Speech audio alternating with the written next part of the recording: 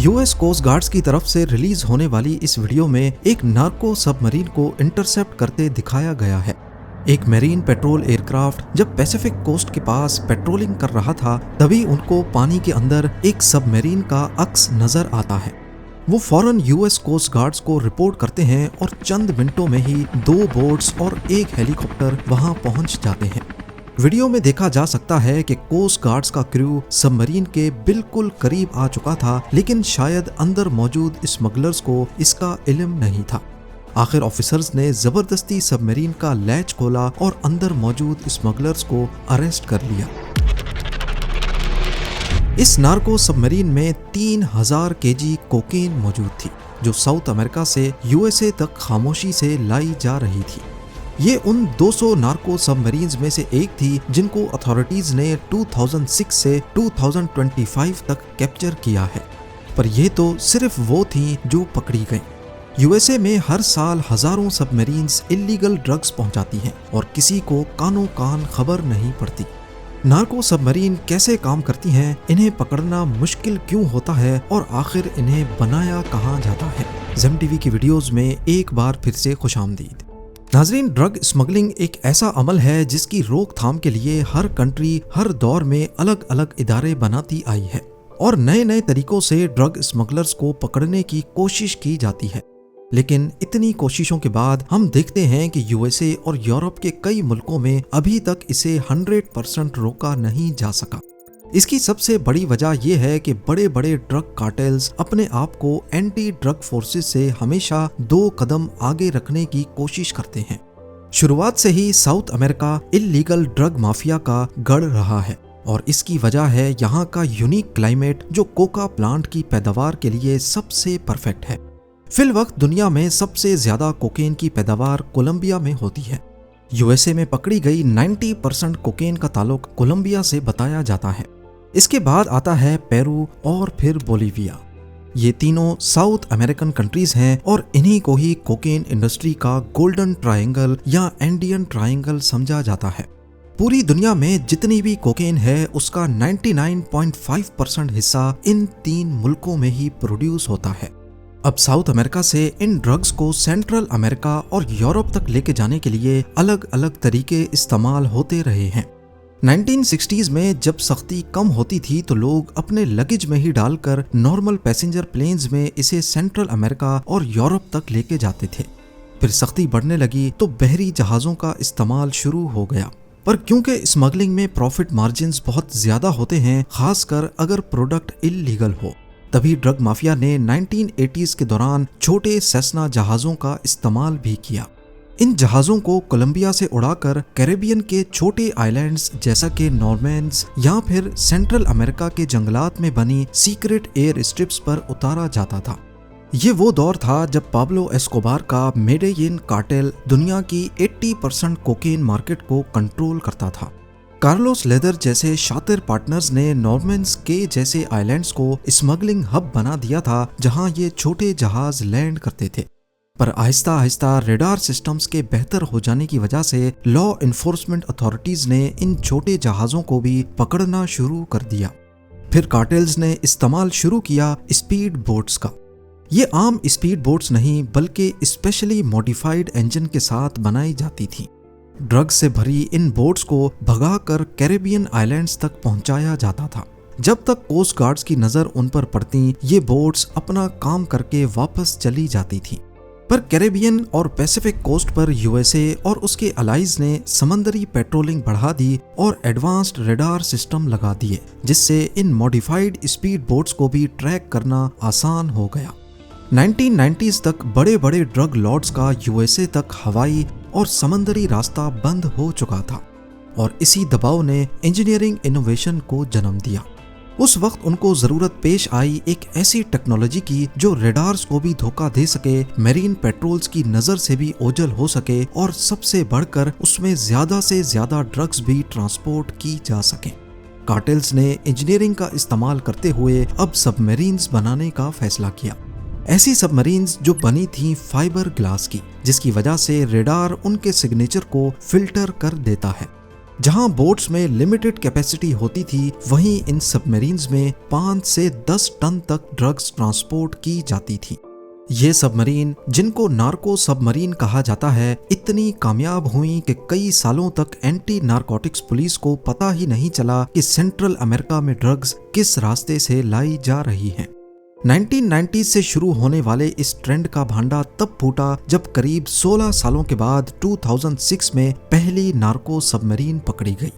Costa Rica के Pacific coast से करीब 160 किलोमीटर दूर यूएस कोस्ट गार्ड्स का अमला हवाई पेट्रोलिंग पे निकला हुआ था, तभी उनको प्लास्टिक के 3 पाइप्स पानी से निकले हुए दिखाई दिए। ये 50 फुट लंबी लकड़ी और फाइबर ग्लास से बनी नार्को सबमरीन थी। यूएस कोस्ट गार्ड्स का कहना था कि उन्होंने इसके बारे में सुन तो रखा था, लेकिन देखा पहली मर्तबा है। पर ड्रग माफिया के इंजीनियर्स इन सबमरीन्स को बनाते कहां पर हैं, इनके अंदर क्या क्या फैसिलिटीज होती हैं, ये कितना डिस्टेंस ट्रैवल कर सकती हैं, और आखिर इतनी महंगी सबमरीन को स्मगलर्स खुद समंदर में क्यों डुबो देते हैं। आपको यहाँ बताते चलें कि 2006 से लेकर अभी तक टोटल 200 सबमरीन्स पकड़ी जा चुकी हैं, लेकिन अथॉरिटीज का मानना है कि इससे कई गुना ज्यादा अभी तक अनडिटेक्टेड रही है। नार्को सबमरीन्स की टोटल 4 किस्म मौजूद हैं। पहली है लो प्रोफाइल वेसल, जिसे LPV भी कहा जाता है। ये असल में पूरी तरह पानी के अंदर सबमर्ज्ड नहीं होती, बल्कि इसका ज्यादातर हिस्सा पानी के नीचे रहता है और छोटा सा टॉप पानी के ऊपर।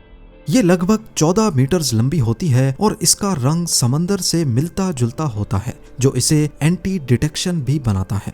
कैपेसिटी की बात की जाए तो इसमें 7.7 टन कोकेन ट्रांसपोर्ट की जा सकती है। अथॉरिटीज का कहना है कि ये अक्सर साउथ अमेरिका से सेंट्रल अमेरिका के छोटे रूट पर ही चलती है। दूसरी नार्को सबमरीन है ट्रांस अटलांटिक सेमी सब। ये पहले LPV मॉडल जैसी ही होती है, लेकिन ज्यादा मॉडर्न और काफी बड़ी, लगभग 20 मीटर से भी ज्यादा लंबी। इसमें 3 कंपार्टमेंट्स होते हैं, एक इंजन के लिए, एक क्रू और एक कार्गो के लिए। इसमें टोटल 20,000 लीटर्स तक फ्यूल कैपेसिटी होती है, जिसकी वजह से ये लंबे समंदरी सफर जैसा कि ब्राजील से यूरोप तक भी आसानी से ट्रैवल कर सकती है। इन सबमरीन्स में GPS नहीं होता, बल्कि अंदर बैठे स्मगलर्स कंपास की मदद से डायरेक्शन बदलते हैं। तीसरी है स्नॉर्केल सब। ये मॉडल असल सबमरीन से मिलता जुलता है, जो पूरी तरह पानी में डूब सकती है। 24 मीटर्स लंबी और फाइबर ग्लास की बॉडी। जब ये एक्शन में होती है तो सिर्फ एक स्नॉर्केल पाइप पानी के सरफेस से ऊपर रहता है, जिससे डीजल इंजन के लिए हवा और क्रू के लिए ऑक्सीजन मिलता है। इसमें बैलेस्ट टैंक्स होते हैं जो खतरा महसूस होने पर इसे और गहराई में ले जाते हैं। आज तक ऐसी कोई भी सबमरीन समंदर में पकड़ी नहीं गई। और फोर्थ है सबसे शातिर इलेक्ट्रॉनिक सबमरीन। ये नार्को सबमरीन की सबसे एडवांस्ड और नए दौर की किस्म है। 12 मीटर्स लंबी फाइबर ग्लास की बॉडी और अंदर कोई क्रू नहीं। इसमें डीजल इंजन भी नहीं होता, बल्कि बैटरीज का इस्तेमाल सिर्फ 2 इलेक्ट्रिक मोटर्स को पावर देता है। इलेक्ट्रिक होने की वजह से ये बेहद खामोश होती है और सोनार स्कैनर्स भी इसे डिटेक्ट नहीं कर सकते। इसकी रेंज सिर्फ 60 किलोमीटर होती है, इसीलिए इसे बड़ी शिप से रस्सी बांधकर टो किया जाता है। जब कोस्ट गार्ड्स आते हैं तो इस रस्सी को अनहुक कर दिया जाता है और ये पानी के अंदर जाकर छुप जाती है। अथॉरिटीज का कहना है कि अभी तक ये सबमरीन कभी भी एक्शन में पकड़ी नहीं गई। जंगल में सिर्फ इसके मॉडल्स मिले हैं, जिसकी वजह से इसके बारे में मालूम पड़ सका। इन सबमरीन्स में क्रू के लिए एक छोटा वॉशरूम, वहीं पर सोने की जगह और खाने पीने के लिए एनर्जी बार्स होती हैं। अब जानते हैं कि इतनी एडवांस्ड सबमरीन्स आखिर बनाई कहाँ जाती हैं। इन सबमरीन्स की कंस्ट्रक्शन ज्यादातर साउथ अमेरिका के घने जंगलात में छुपे हुए शिप यार्ड्स में होती है। ये इतने दूर दराज इलाके हैं कि यहाँ तक पहुँचना इम्पॉसिबल होता है, और घने जंगलात की वजह से इन शिप यार्ड्स को सैटेलाइट, ड्रोन्स या हेलीकॉप्टर की मदद से भी नहीं देखा जा सकता। एक अंदाजे के मुताबिक एक सबमरीन को बनाने में $2 मिलियन तक खर्चा आता है, लेकिन ये कॉस्ट 10 टन कोकेन, जिसकी कीमत $400 मिलियन तक होती है, उसके सामने कोई मायने नहीं रखती। तभी इनको सिर्फ वन टाइम यूज के लिए ही बनाया जाता है। जैसे ही मिशन कंप्लीट हो गया, इसका वाल्व खोलकर इसे समंदर में डूबने के लिए छोड़ दिया जाता है, ताकि ना कभी ये सबमरीन कोस्ट गार्ड्स को मिले और ना ही इसको बनाने वालों तक पहुंचा जा सके। यहाँ तक कि अगर अंदर क्रू मौजूद हो और उनको पता चल जाए कि कोस्ट गार्ड्स करीब आ रहे हैं, तो वो फौरन इमरजेंसी वाल्व खोलकर इसे जानबूझकर डुबो देते थे और खुद बाहर निकल जाते थे ताकि पीछे कोई सबूत ना बचे। 2008 से पहले यूएसए में ये लॉ था कि अगर नार्को सबमरीन डूब रही हो तो कोस्ट गार्ड्स उसके क्रू को सिर्फ डूबने वाला समझकर उन्हें रेस्क्यू करेंगे। और क्योंकि सबमरीन तो हजारों मीटर नीचे ओशन फ्लोर पर जाकर खो गई और सारे सबूत मिट गए, इसीलिए उन पर केस चलाना मुश्किल होता था। लेकिन 2008 के बाद ये लॉ बदल दिया गया। फिर भी स्मगलर्स ऐसी हालत में सबमरीन को डुबो देते हैं क्योंकि उन्हें मालूम होता है कि सबूत ना मिलने की वजह से कोर्ट में आर्ग्यूमेंट करना आसान हो जाएगा और हो सकता है सजा कम हो जाए। यही वजह है कि ज्यादातर नार्को सबमरीन्स के मुकद्दर में ही डूबना लिखा है, चाहे वो कामयाब डिलीवरी करें या फिर पकड़ी जाएं। बहुत ही कम केसेस में ऐसा हुआ है कि कोस्ट गार्ड्स ने किसी नार्को सबमरीन को एक्शन में पकड़ लिया हो। पर यहाँ सवाल पैदा होता है कि अथॉरिटीज को नार्को सबमरीन की ये सारी इंफॉर्मेशन कहाँ से मिली जो आप इस वीडियो में देख रहे हैं। 2022 में स्मगलिंग की दुनिया का एक अहम मोहरा ऑस्कर मोरिनो रिकार्डो पकड़ा गया, जिसे किंग ऑफ नार्को सबमरीन का लक़ब हासिल था। ये स्मगलर नहीं था, बल्कि उसका बुनियादी काम इन सबमरीन्स की कंस्ट्रक्शन था। बाद में मालूम पड़ा कि ऑस्कर ने माजी में स्पीड बोट्स के जरिए कोकेन ट्रांसपोर्ट करने का काम भी किया है, लेकिन वक्त के साथ साथ उसने खुद को कार्टेल्स के लिए बेहतरीन और स्टेल्थ वेसल्स बनाने वाले डिजाइनर और इंजीनियर के तौर पर काम किया। ये मेक्सिको और कोलंबिया के बड़े क्रिमिनल ग्रुप्स के लिए वेसल्स बनाता था। ऑस्कर मोरिनो रिकार्डो आम तौर पर अपने जंगल के सीक्रेट शिप यार्ड में ही रहता था, लेकिन जनवरी 2022 में वो कोलंबिया के शहर मेडेलिन में कोई डील क्रैक करने गया था और वहीं उसे अरेस्ट कर लिया गया। इस मिशन में कोलंबिया की नेशनल पुलिस और आर्मी के साथ साथ यूएस ड्रग इन्फोर्समेंट एडमिनिस्ट्रेशन के एहलकार भी शामिल थे। ऑस्कर जैसे मास्टर बिल्डर्स की गिरफ्तारी लॉ इन्फोर्समेंट के लिए एक बड़ी जीत जरूर है, लेकिन हकीकत में ये सिर्फ आइसबर्ग का किनारा है। हर कामयाब ऑपरेशन के बावजूद एक्सपर्ट्स का मानना है कि हजारों टन कोकेन अभी भी समंदर की सतह के नीचे से सेंट्रल अमेरिका और यूरोप तक पहुंच रही है।